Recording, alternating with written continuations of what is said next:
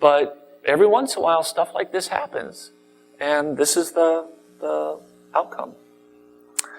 So, here's the serendipitous story.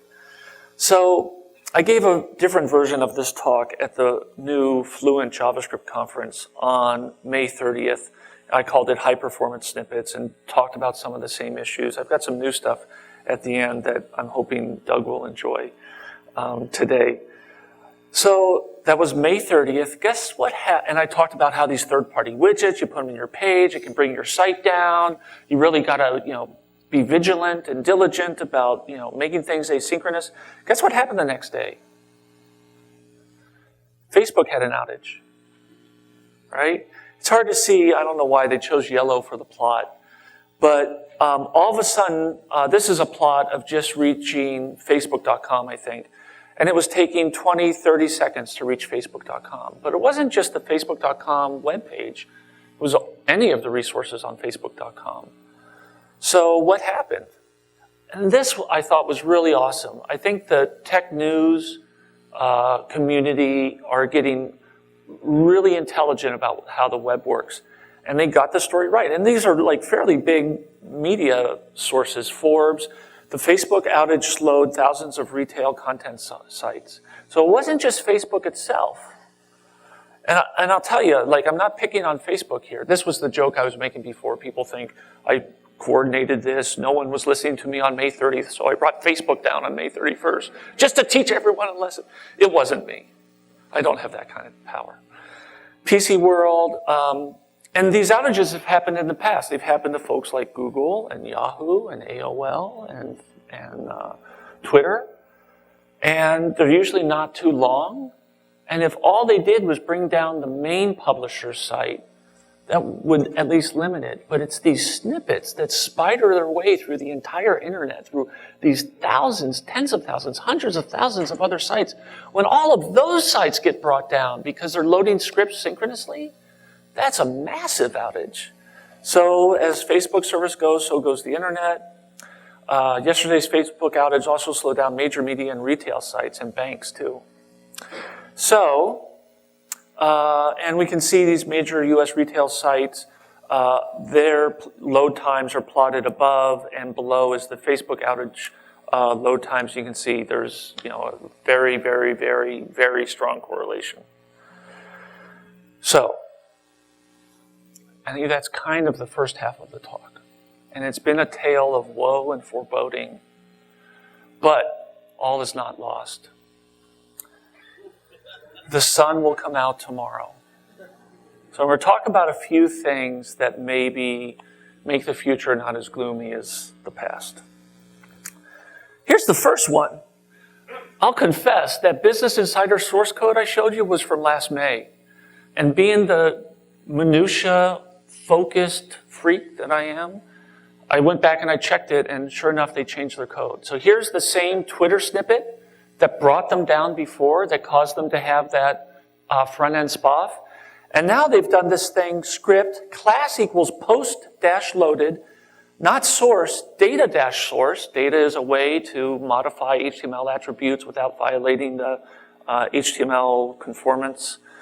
So there's no source for this. What's happening? If you look at the source code, I thought they got this from jQuery, but I don't think so. I think they wrote their own function. After the page is loaded, they have their own JavaScript that goes back and iterates through all the script tags, and if any of them have the class post-loaded, then it takes the data source and uses it as a URL and creates a new script dynamically, which of course loads it asynchronously. So they changed their site. Business Insider changed their site. And they got rid of that Twitter, blocking thing. So I got kind of hopeful, and I went to the Twitter documentation, and it's the same. So it might be partly cloudy. Sunny with partly cloudy. And, it's partly cloudy back on Business Insider as well, because they fixed Twitter, but they still have a LinkedIn script, which is loaded synchronously. So, when you have 50 scripts on your page, it's hard to get them all right. So that's a fail. But here's another rosy point is Pat Meenan, the web page test guy, works at Google, and we talk a lot. And so he knows about this front-end SPOF issue, and he is behind it, trying to evangelize awareness of it. And so he added this SPOF tab to web page test, where you can just enter host names that you want black-holed. Basically, the response will never return. And when he loads the page, through his framework of IE and Chrome and iPhones and all the browsers he has connected to his server, those will never return. So I entered the Twitter one, which Business Insider now fixed. I entered the LinkedIn one, which they have loading synchronously. And sure enough, the entire page is blocked from rendering in IE for 20 seconds. And it's because of this. The red line is the one that never returned, and it's on platform.linkedin.com in.js. So this is unfortunate. I actually haven't gone and looked if the LinkedIn snippet has an advertised async pattern, and Business Insider just hasn't used it yet. I know in the case of Twitter, they hadn't evangelized their async version. They did that. They were in the audience, and they did that after I called them out on stage. And so that was good. So Business Insider, maybe they fixed their Twitter snippet because I called them out on stage. So I'm calling you out on stage for your LinkedIn widget now, and when you fix that, I'll find the next one. Or you can find it by typing in the host names for all the scripts in your page. It's pretty easy to get all the scripts in your page. Open it in any packet sniffer. I use Chrome primarily now. You can get the network list of resources. You can click on scripts, so all it tells you is scripts, and you can just go through it and type all the host names, have two windows open, type all the host names for all the scripts in here, and see if your page will have a single point of failure if any of those third-party scripts don't return. I wouldn't bother to do your own scripts. If your server isn't returning your own resources, then they're probably not getting the HTML page either. So, but certainly all the third-party stuff you should type in there. And it's kind of funny. Okay, so now I'm transitioning to another thing, which is a possible help for this problem. The Twitter guys are really smart, but they have this bad stuff in their documentation.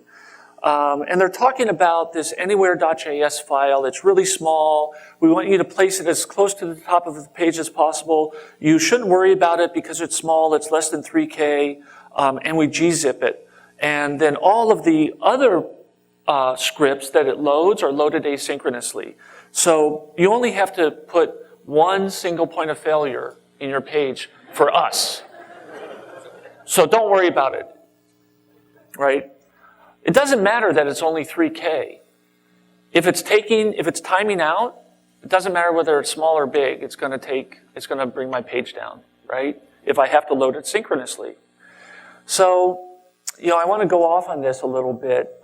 We all know the failures happen. You got to plan on that. Now, if I'm downloading a script which is synchronous, I'm going to get either a 200 or a 304 response. 200 if I don't have it in my cache. If I have it in my cache, but it's expired, like they said, you can cache it for a day, and it's been a day and a half, then I have to issue a if modified since conditional get request for that script. And if it hasn't changed, I won't get any response body. I'll just get a very tiny couple hundred bytes 304 response. But both of those responses blocks the browser from moving forward and rendering and parsing the HTML document. So it doesn't matter if it's in the cache and expired and hasn't changed, even a tiny little short 304 request.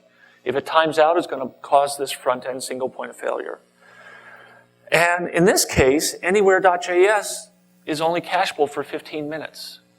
So after 15 minutes, you have this script that's loaded as a single point of failure, or at least back in May it was.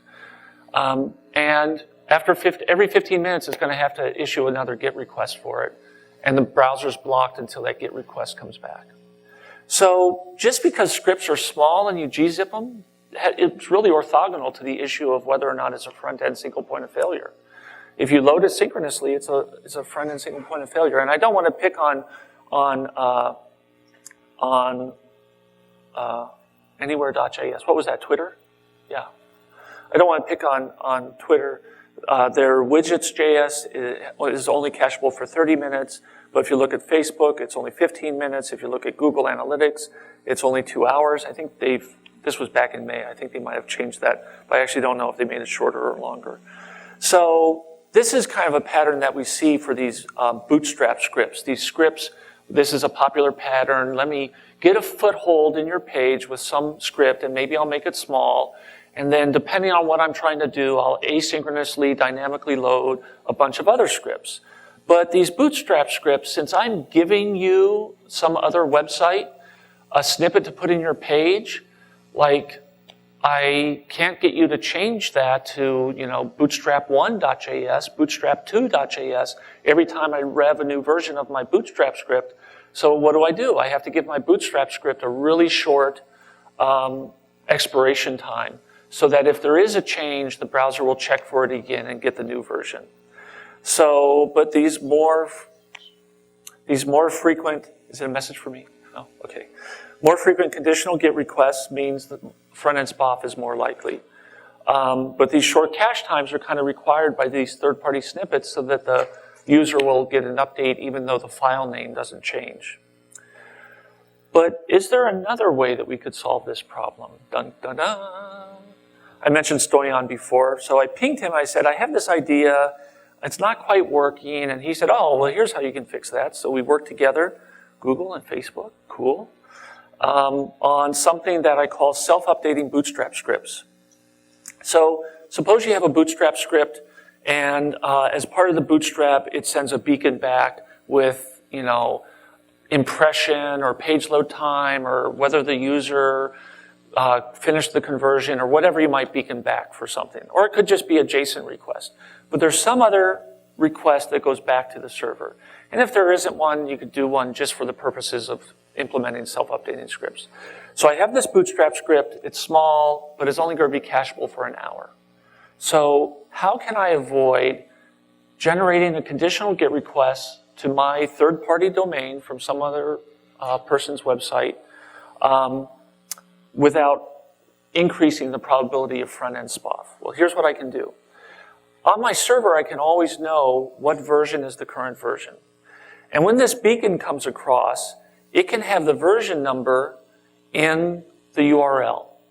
The user is currently on version 1.7, right? And that version number is captured in Bootstrap.js.